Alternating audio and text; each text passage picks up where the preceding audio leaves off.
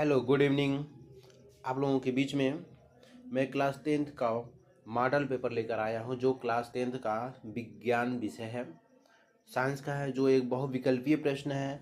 Very important प्रश्न है। ये क्या है कि आपका जो है कि बहुविकल्पीय प्रश्न जो है कि खंड अ से हम स्टार्ट करते हैं। तो चलिए देखिए बच्चों, जो है कि आपके सामने है। प्रश्न नंबर 1 है, दो पृष्ठों से घिरा हुआ कोई पारदर्शी माध्यम जिसका एक या दोनों पृष्ठ गोलीय है कहलाता है। क्या कहलाता है? तो इसका जो होता है गोलीय लेंस कहलाता है। क्या कहलाता है? गोलीय लेंस कहलाता है। जो मैं आप लोगों के बीच में ये देखिए बहुविकल्पीय प्रश्न है। बहुविकल्पीय प्रश्न जो है कि खंड अ से बहुविकल्पीय प्रश्न है। प्रश्न नंबर 1 है, दो पृष्ठों से घिरा हुआ कोई पारदर्शी माध्यम जिसका एक या दोनों पृष्ठ गोलीय है तो क्या कहलाता है? तो इसका ऑप्शन जो है कि आंसर आपका हो जाता है। इसका आंसर आपका हो जाएगा, देखिए इसका आंसर हो जाता है ये गोलीय लेंस। ये गोलीय लेंस हो जाएगा। ये जो है कि गोलीय लेंस जो है कि पहले का ये ऑप्शन आपका सही है, गोलीय लेंस है। दूसरा है, देखिए दूसरा, दंत विशेषज्ञ मरीजों के दांतों का बड़ा प्रतिबिंब देखने के लिए किस दर्पण का उपयोग करते हैं? तो इसका जो है कि किस दर्पण का उपयोग करते हैं, तो ये जो है कि अवतल दर्पण का उपयोग करते हैं, जो कि परावर्ती दूरबीन में अवतल दर्पण का उपयोग किया जाता है। अवतल दर्पण, देखिए ये अवतल दर्पण है, ये अवतल दर्पण है। ये ऑप्शन आपका सही है। नेक्स्ट है प्रश्न नंबर 3। प्रश्न नंबर 3 में है, किसी उत्तल लेंस के सामने 2f और अनंत के बीच कोई बिंब वस्तु रखा गया है, इसका प्रतिबिंब बनेगा। तो इसका जो प्रतिबिंब बनता है प्रश्न नंबर 3 का, जो कि एक हम बता देते हैं आपको, उल्टा, जैसे कहते हैं ना कि वास्तविक उल्टा व वस्तु से छोटा होता है। इसका देखिए ऑप्शन क्या है, वास्तविक उल्टा, ये जो है कि आपके बीच में है, वास्तविक उल्टा व वस्तु से छोटा। तो छोटा कौन सा है? उल्टा और छोटा। तो आपका ऑप्शन नंबर ए ये सही हो जाएगा। ये वाला आपका सही हो जाएगा जो बताया गया है, ऑप्शन ए। ठीक है, अगला है प्रश्न नंबर 4। प्रश्न नंबर 4, प्रश्न नंबर 4 में हम देखेंगे, देखिए प्रश्न नंबर 4 आपके सामने है। कह रहा है कि मानव नेत्र अभिनेत्र लेंस की फोकस दूरी को समायोजित करके विभिन्न दूरियों पर रखी वस्तुओं को फोकसित कर सकता है। ऐसा हो पाने का कारण क्या होता है? तो ऐसा होने का कारण क्या हो सकता है? तो इसका सही ऑप्शन होता है समंजन। समंजन, ये समंजन ऑप्शन जो होता है ये सही है। और इसके बारे में हम बता देते हैं, विस्तार से सुन लीजिए, बहुत ही इम्पोर्टेंट ये टॉपिक है, बहुविकल्पीय प्रश्न है। और आप लोग अगर नए हैं तो इस वीडियो को देखिए, और इस वीडियो पर देख करके जो है कि इस चैनल को सब्सक्राइब भी कर लीजिए, लाइक करिए और शेयर कीजिए। तो मैं ये समंजन जो है कि ये ऑप्शन जो है कि मानव नेत्र अभिनेत्र लेंस की फोकस दूरी को समायोजित करके विभिन्न दूरियों पर रखी वस्तुओं को फोकसित कर सकता है। ऐसा हो पाने का कारण जो है वो समंजन है। तो समंजन के बारे में बता रहा हूँ। जो समंजन है जिसमें क्षमता लेंस की क्षमता है, जो कहते हैं कि समंजन क्षमता लेंस की क्षमता है, जो कि वह निकट और फोकस कर सके, जो कहते हैं ना कि वह निकट और दूर की वस्तुओं को अपनी फोकस दूरी समायोजित करके रेटिना पर स्पष्ट रूप से फोकस कर सकता है। वही जो है कि समंजन है। समंजन, वही समंजन है। ठीक है, तो समंजन में आप लोगों को मैंने बताया कि समंजन होता क्या है। तो समंजन ये है आपका। आगे हम फिर और बताने जा रहे हैं समंजन। प्रश्न नंबर 5वें पर चल रहे हैं। प्रश्न नंबर 5, देखिए प्रश्न नंबर 5, ये आपका प्रश्न नंबर 5 है। प्रश्न नंबर 5 में कह रहा है कि कॉलम ए में दी गई राशियों का सुमेलन कॉलम बी में दिए गए एसआई मात्रकों से कर सही विकल्प चुनिए। जो मात्रक होते हैं एसआई मात्रक, उनसे आपको जो है कि इनका मिलान करना है। देखिए इसमें ऑप्शन क्या है, ऑप्शन में आपको दिया हुआ है। इसमें जो है कि आपका विद्युत विभवांतर, अब मैं ये बहुत विस्तार से इसको बताने जा रहा हूँ, ठीक है ना, बहुत ही इंपॉर्टेंट ये है, बहुत ही महत्वपूर्ण प्रश्न है ये, और इसको विस्तार से बता रहा हूँ। देखिए, विद्युत विभवांतर, तो विद्युत विभवांतर का मात्रक होता है वोल्ट। देखिए, विद्युत विभवांतर का मात्रक होता है वोल्ट होता है, और इसके बारे में आप जान लीजिए। जो वोल्ट है उसकी परिभाषा, विभवांतर की परिभाषा देख लीजिए। विभवांतर एकांक धन आवेश को बिंदु से दूसरे बिंदु तक ले जाने में जितना कार्य करना पड़ता है वह उन दो बिंदुओं के बीच विभवांतर कहलाता है। यही इसका है, ठीक है। दूसरा जो है कि आपका देखिए विद्युत धारा। विद्युत धारा जो कि विद्युत धारा का जो होता है एम्पियर होता है, ठीक है ना। विद्युत धारा का क्या होता है? एम्पियर होता है, इसमें आ जाएगा एम्पियर, ठीक है। विद्युत धारा का जो होता है एसआई मात्रक वो एम्पियर होता है। जो एम्पियर है विद्युत धारा मापने के लिए जिस यंत्र का उपयोग करते हैं उसे एमीटर कहते हैं। एम्पियर की परिभाषा देखिए, एम्पियर की परिभाषा क्या है? किसी विद्युत परिपथ में एक कूलाम आवेश 1 सेकेंड में प्रवाहित होता है तो उसे परिपथ में विद्युत धारा का मान 1 एम्पियर होता है, ठीक है। अब जो है कि इसका तीसरा देखिए, तीसरा है जो कि आपके बीच में है विद्युत शक्ति। विद्युत शक्ति का जो होता है, विद्युत शक्ति का एसआई मात्रक जो होता है वो वाट होता है, ठीक है। विद्युत शक्ति का वाट होता है, ठीक है। और प्रतिरोध का आप देख रहे हैं, इसका ओम हो जाएगा। तो हम आप विद्युत शक्ति का बताने जा रहे हैं। विद्युत शक्ति जो कि ये वाट है, इसका हम बता रहे हैं किसी परिपथ में जिस दर से विद्युत ऊर्जा स्थानांतरित होती है उसे विद्युत शक्ति इलेक्ट्रिक पावर कहते हैं। इसका एसआई मात्रक वाट डब्लू होता है, वाट होता है, ठीक है, वाट होता है। अगला है चौथा, ये इसमें जो है कि प्रतिरोध। तो प्रतिरोध का मात्रक एसआई मात्रक होता है ओम। तो ओम का जो है कि ये मात्रक जो होता है ओम है। तो इसका जो होता है प्रतिरोध, एक विद्युत परिपथ में विद्युत धारा को विरोध की माप है। प्रतिरोध को ओम में मापा जाता है, जिसका प्रतीक ग्रीक अक्षर ओमेगा ओ है। ओम का नाम जॉर्ज साइमन ओम 1784 से 1854 तक था। जो इन्होंने था जॉर्ज साइमन थे, उनका ये जन्म अमृत है, ठीक है ना। साइमन जो है कि जॉर्ज साइमन का जन्म 1784 में हुआ और मृत्यु 1854 में हुआ था।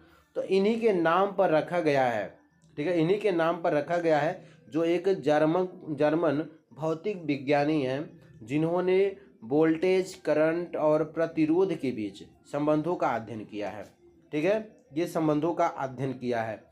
तो ये हमारा क्या हो गया आपका जो है कि ये आंसर। तो आंसर इसका आपका हो जाएगा डी, ठीक है, ये डी हो जाएगा, ठीक है, ये डी हो जाएगा। देखिए ये डी हो जाएगा, डी वाला ऑप्शन आपका सही है, ठीक है। अगला देखिए, हम छठे नंबर पे आ रहे हैं। छठे नंबर पे क्या है?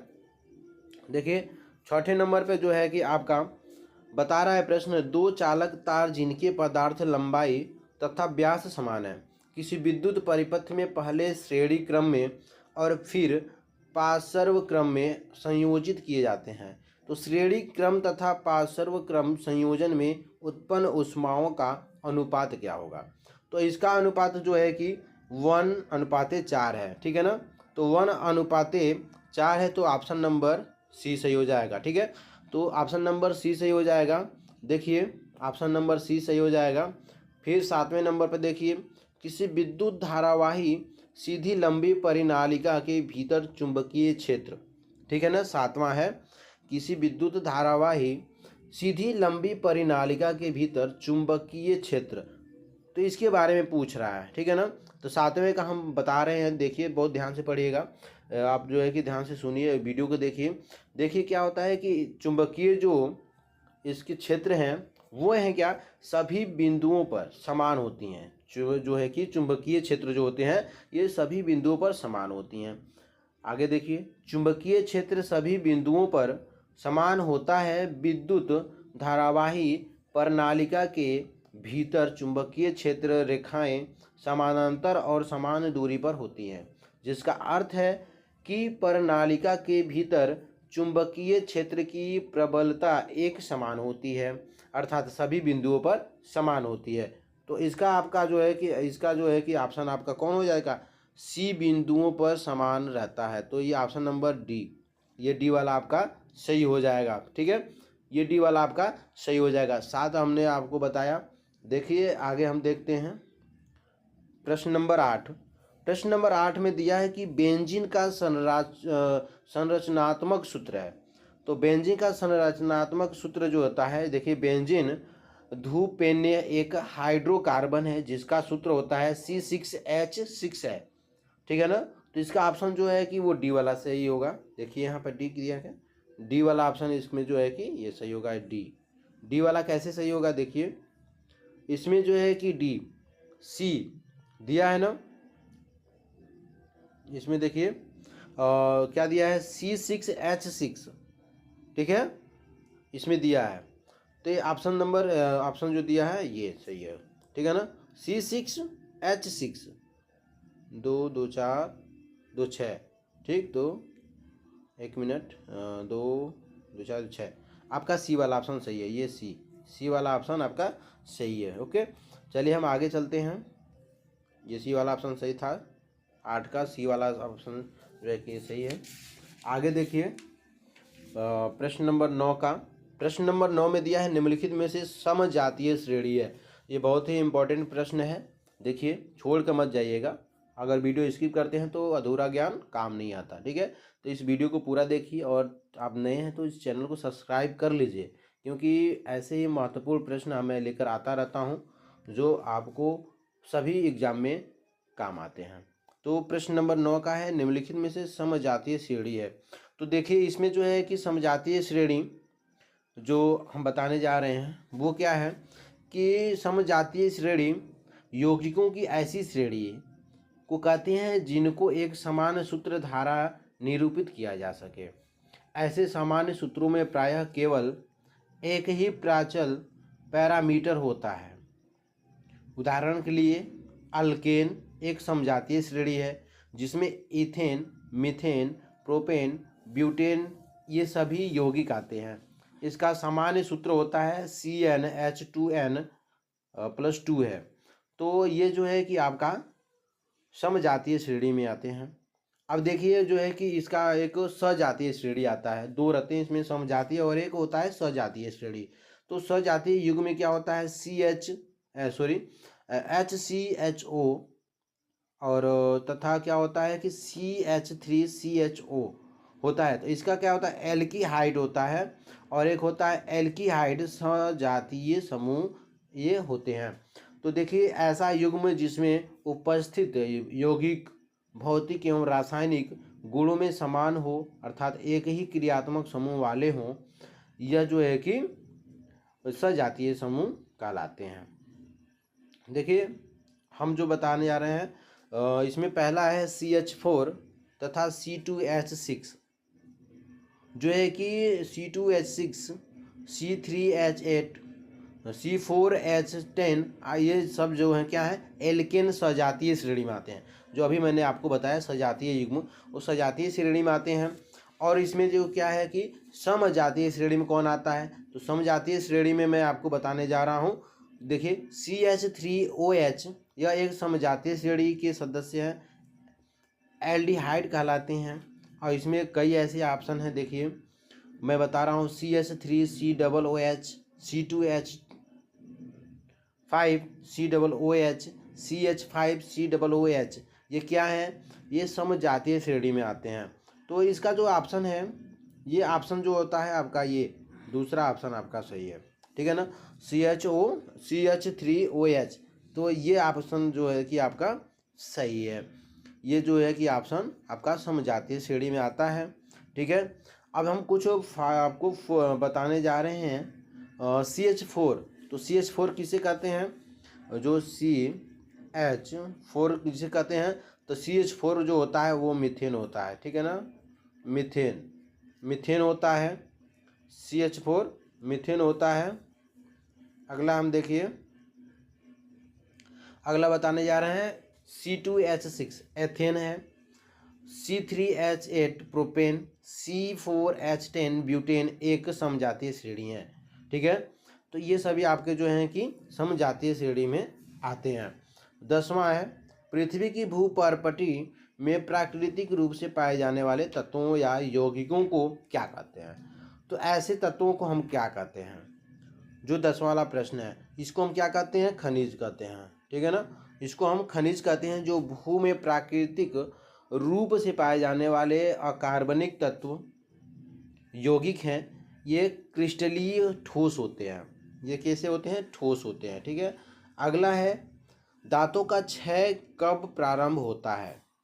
तो दांतों का क्षय जो होता है कब प्रारंभ होता है, तो दांतों में पीएच का मान 5.5 के कम होने पर मुंह में दांतों का क्षय आरंभ होता है। यह मुंह में बैक्टीरिया के कारण होता है। बैक्टीरिया एसिड, चीनी और खाद्य कणों के कारण जो है कि द्वारा उत्पन्न करते हैं, इससे धीरे धीरे दांत सड़ जाते हैं। तो ये जो क्या है कि इसका जो होता है पीएच 5.5 से क्या होता है, कम होने पर। तो कम होने पर क्या हो जाएगा, ऑप्शन बी वाला ऑप्शन आपका ये सही है। तो बी वाला ऑप्शन आपका सही है। अगला देखिए 12, क्वेश्चन नंबर 12 का देख लीजिए। क्वेश्चन नंबर 12 में दे रहा है कि अभिकथन है इसमें, जिंक सल्फ्यूरिक अम्ल के साथ अभिक्रिया कर जिंक सल्फेट तथा हाइड्रोजन गैस बनाता है। यह एक विस्थापन अभिक्रिया है। ठीक है, फिर दूसरा तर्क दे रहा है कि जिंक ऑक्सीजन के साथ अभिक्रिया कर जिंक ऑक्साइड बनाता है।